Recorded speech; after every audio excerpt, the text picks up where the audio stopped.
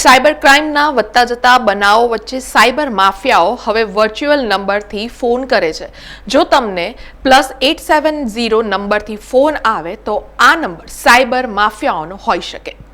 આધુનિક ટેકનોલોજી માણસ માટે જેટલી ઉપયોગી છે એટલી જ અજ્ઞાનતાના અભાવે મુસીબતનું કારણ પણ બની શકે છે।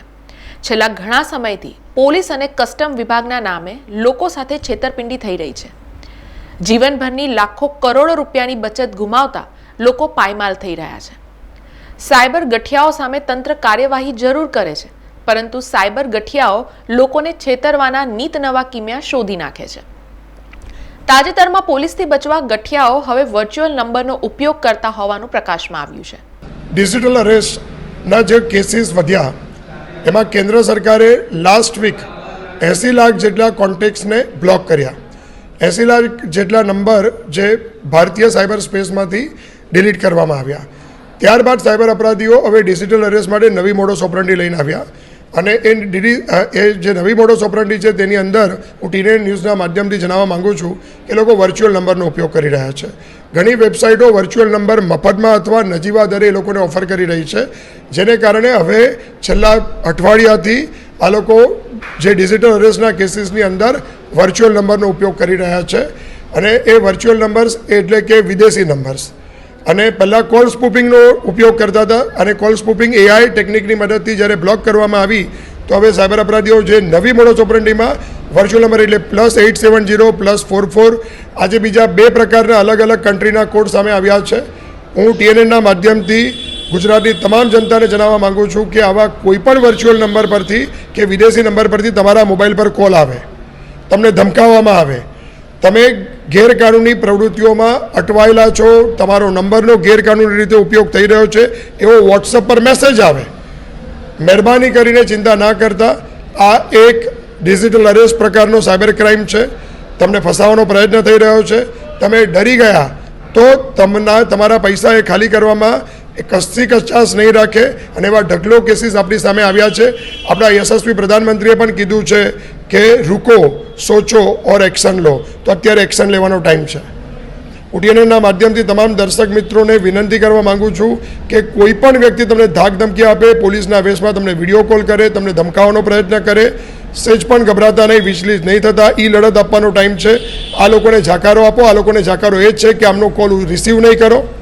કોલ રિસીવ નહીં કરો તો આ લોકો મોડસ ઓપરન્ડી બીજી નવી શોધશે, પણ આ મોડસ ઓપરન્ડીથી કોઈ પણ વ્યક્તિ જે છે તે બચી જશે।